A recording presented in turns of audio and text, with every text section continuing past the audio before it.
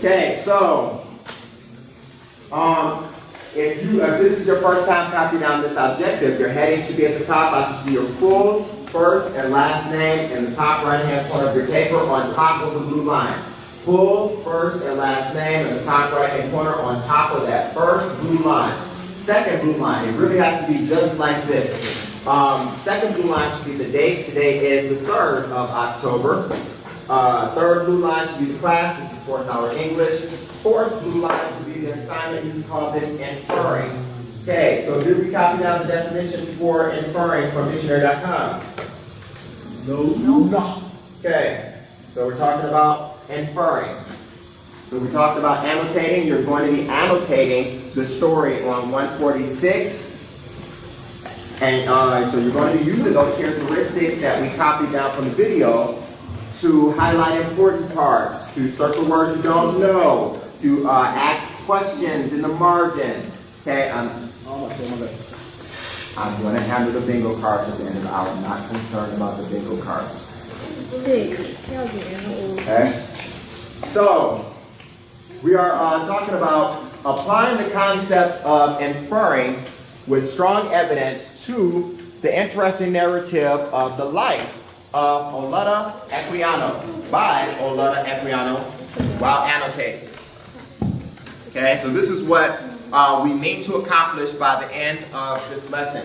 You should be able to apply the concept of inferring and then finding strong evidence in the text to back up your inferences. And you should be able to do this concept to our story while annotating. We're at dictionary.com. Copy down the first definition. Copy down the first definition, which says what? Who will read the first definition? Yeah. First and second word is derive. You're going to read it. Okay, Andrea? So that's by reasoning, conclude, or the Premises?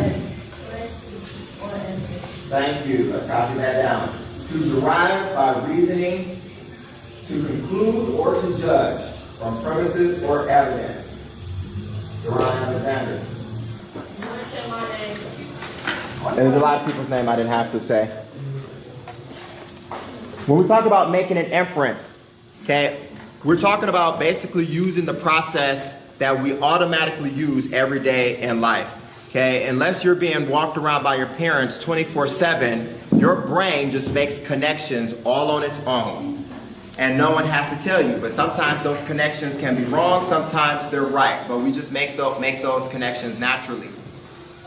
Gabrielle, turn around. So when we talk about making an inference, if we don't know what this definition means, maybe you get to it and you're like, I still don't understand what it means, Deshaun. Then we can break it down like we do everything else. So to derive means to arrive at, Mr. Fowler. It means to arrive at through some type of a process, okay? To derive means to arrive at through some type of a process. So if you didn't know that, you should probably put to arrive at through some type of a process next to derive. By reasoning, okay? Reasoning is another process that we can go through of information of reasons why. That's reasoning. Information of reasons why this answer is what it is. Okay, I can go through this process of reasoning or presenting you with reasons of why this is what it is. Okay, or to conclude, okay, or to judge from premises and or evidence. So if we're walking around, all we're doing is being presented with certain information that we come in contact with, and our brain tries to make meaning out of that. And based on that meaning, it's either right or wrong. Okay? Turn the page in the Language Network book, turn to page 495. Keep the other one open too. Turn to page 495.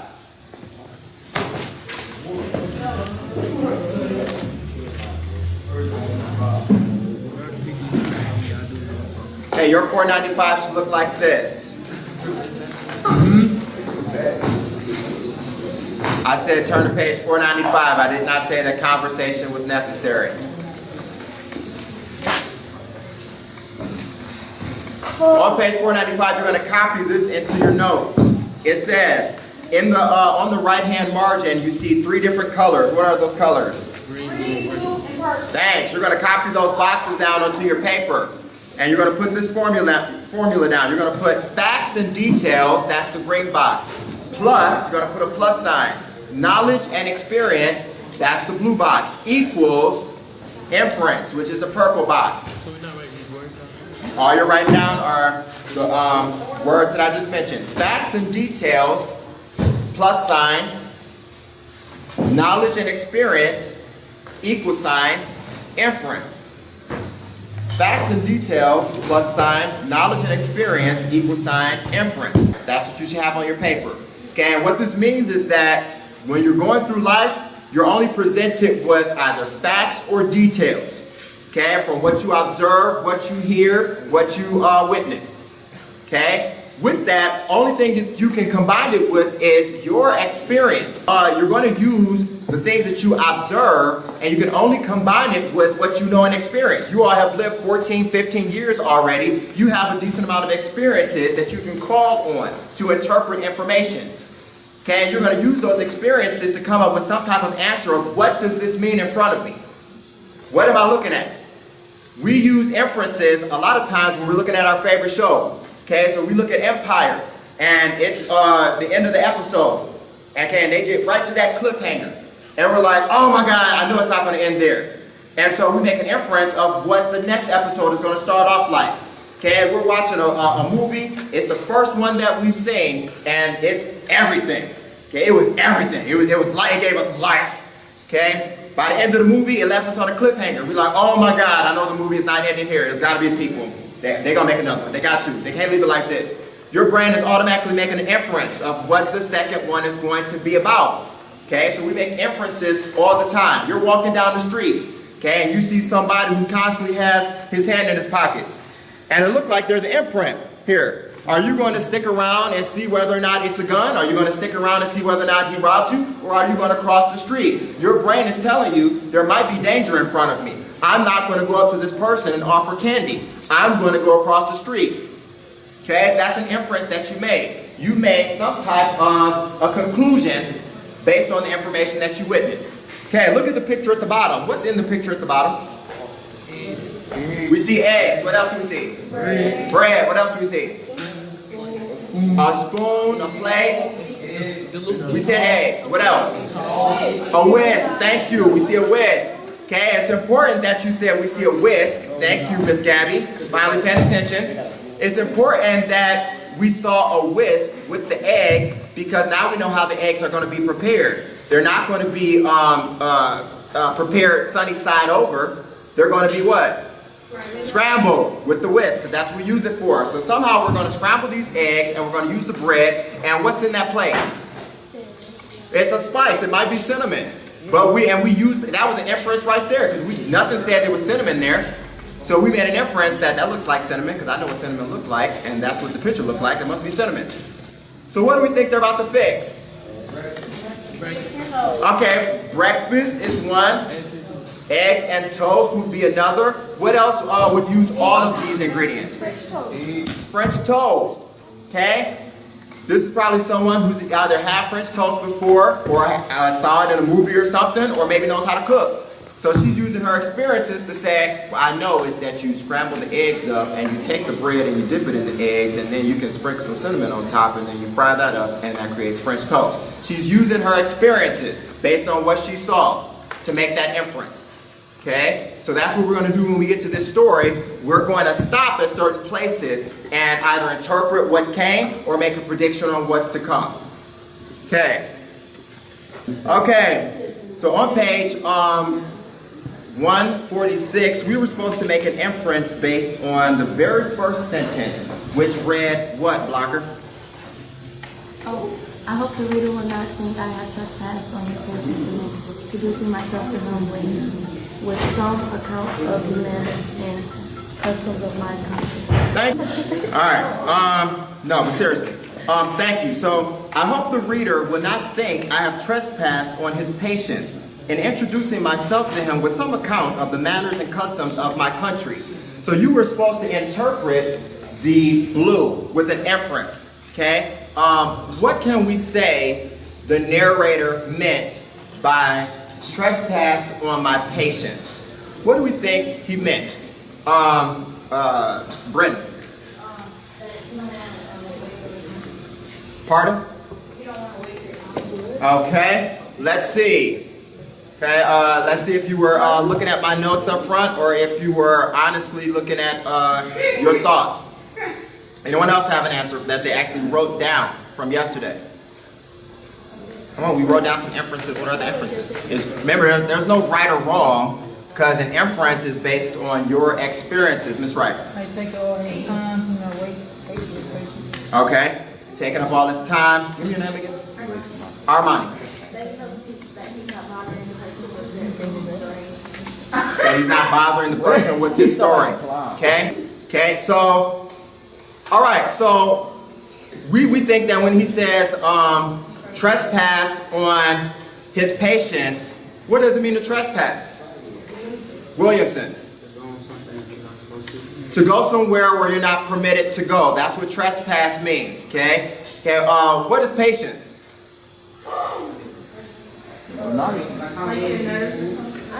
Okay, your nerves, or what else? Time, or your ability to what? Wait. Okay? So hopefully I'm not going in this territory, which is your ability to wait, and I'm not supposed to be there. Okay? Because if you're expecting to speed along in this story, then you're probably going to be a little bit mad. Because I am going to tell you a story. I'm going to tell you a story about my life, but I'm going to take up a little time and tell you about my customs and manners of my country first. Okay? So that's basically what he's saying there. So we use our knowledge and experience on trespass and patience to interpret that, wasting someone's time. Okay? When we say introducing myself to him with some account of the manners and customs of my country, we were supposed to make a prediction. What do we think he's about to do?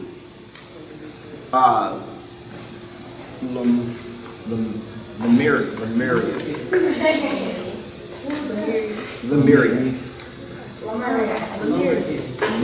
Say it again. Lemuria. That's what I said. Yeah. I said that I think he was to tell us about himself and where he came from. Think he's about to tell us about himself and where he came from. Okay? Who else made a prediction? Anyone else made a prediction about what he is about to do with this part?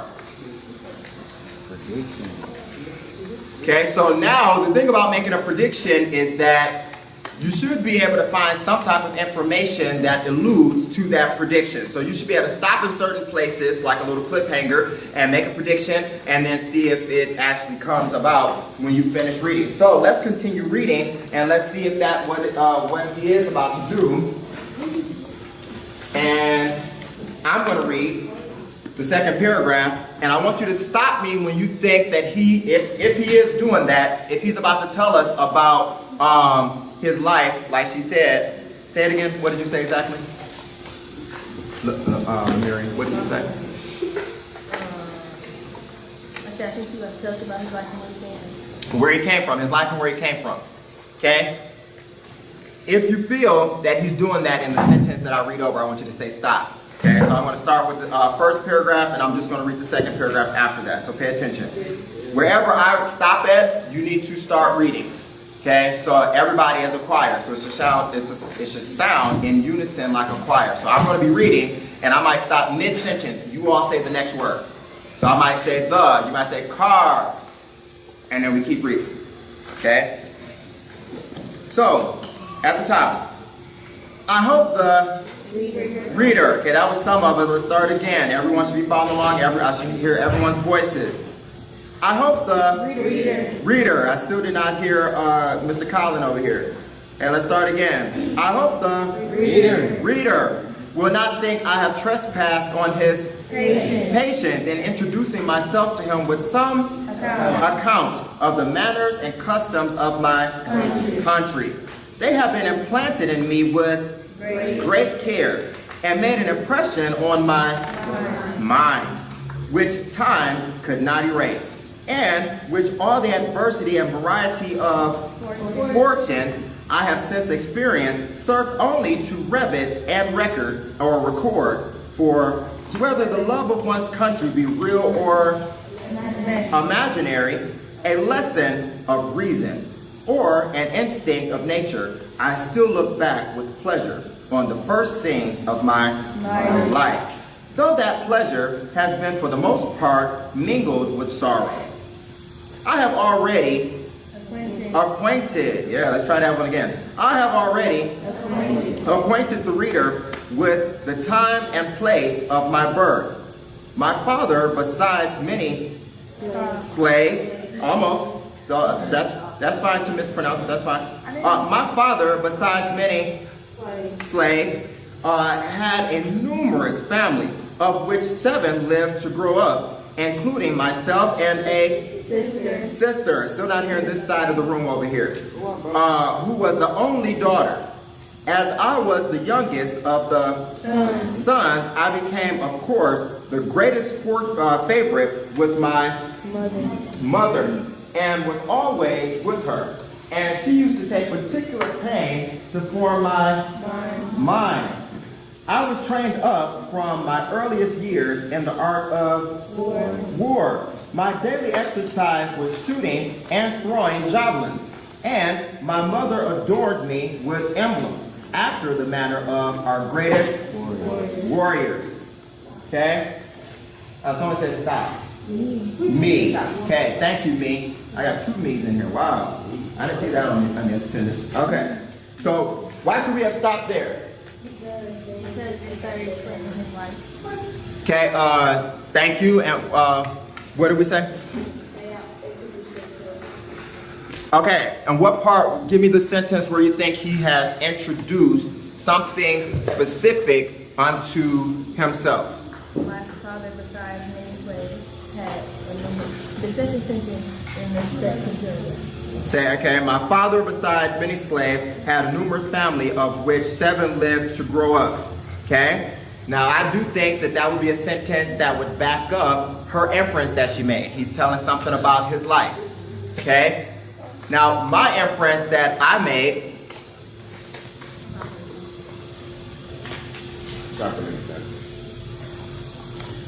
Oh, well, we're not writing right now, so I need a book in front of you.